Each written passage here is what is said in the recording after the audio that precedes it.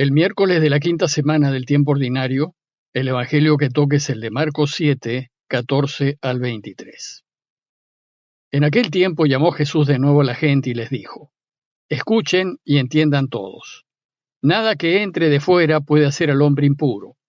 Lo que sale de dentro es lo que lo hace impuro. El que tenga oídos para oír, que oiga.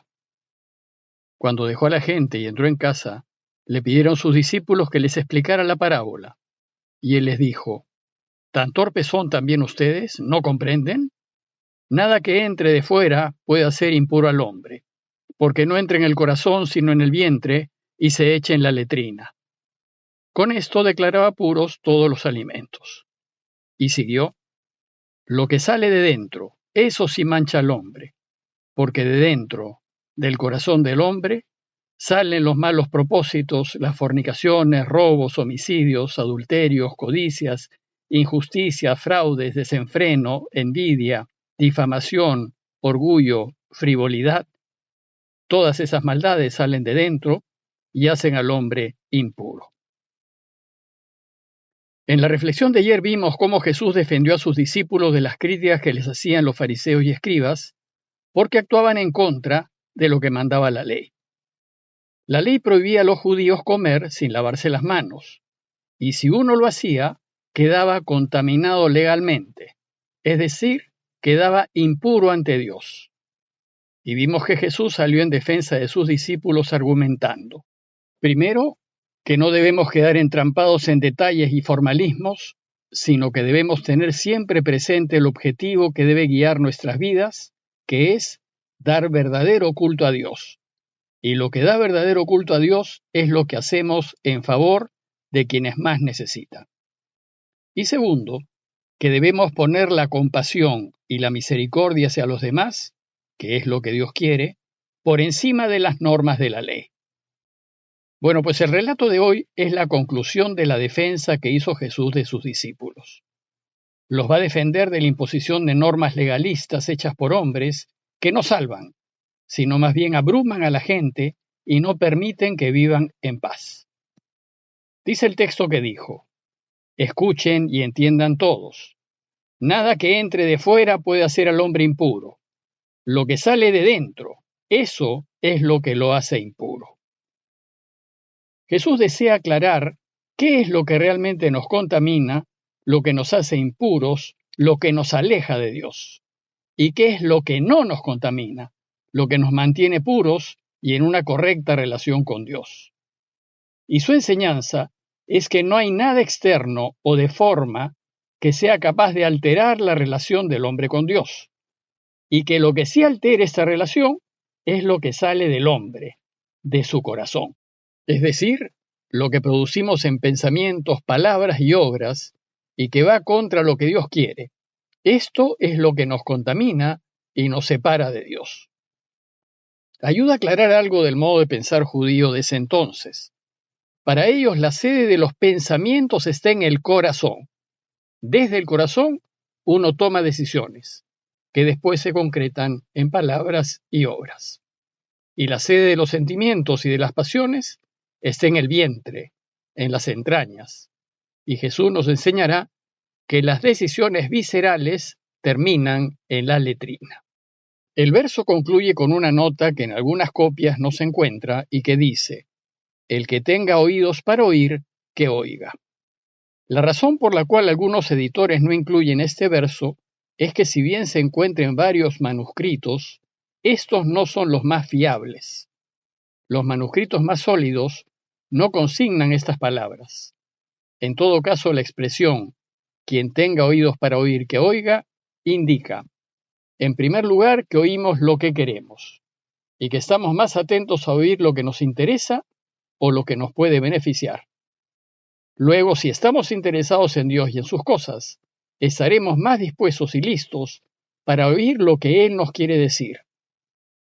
Y en segundo lugar, se refiere al entendimiento, pues para poder entender, primero hay que oír.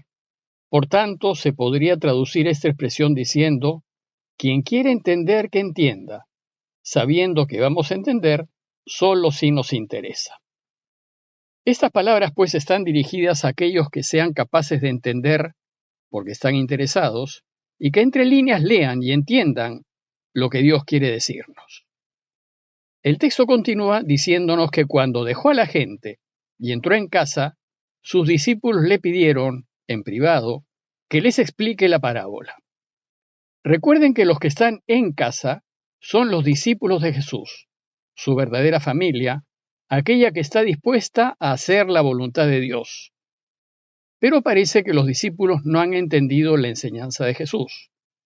Más bien da la impresión que les parece normal lo que enseñan los fariseos, es decir, que hay que obedecer la norma por la norma en sí, en automático, porque está mandado. Es decir, les falta sentido crítico, no disciernen, están tan acostumbrados a que las cosas sean como son, que no se dan cuenta de la inconsecuencia de ciertas normas, y entonces le piden una aclaración. La respuesta de Jesús había sido clara y contundente. La fuente de toda contaminación no es en la forma, sino en nuestro corazón. Desde nuestro corazón podemos hacer el bien o hacer el mal.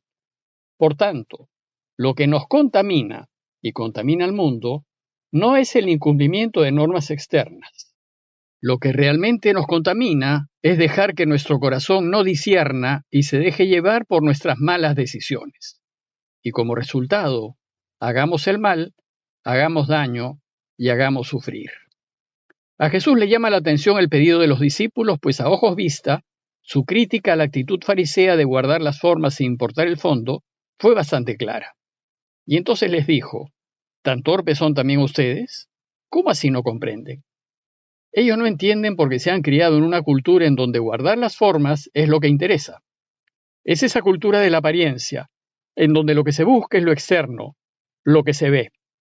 Mientras se vea bonito no interesa que la basura esté debajo de la alfombra. Y en referencia al refrán, por arriba flores y por abajo temblores, mientras que por arriba haya flores, no interesa si por abajo hay temblores. Ellos no entienden por qué Jesús se hace tanto lío. Es decir, parece que no se dan cuenta de la necesidad de coherencia entre forma y fondo, entre lo que se dice y lo que se hace. Y les dice, ¿es que no comprenden que nada de lo que entra en el hombre puede mancharlo? Aquí se refiere específicamente al comer alimentos impuros, pues según la ley de Israel hay alimentos que no se deben comer para no caer en impureza legal, como por ejemplo el cerdo. Si uno lo come, según la ley, queda impuro ante Dios.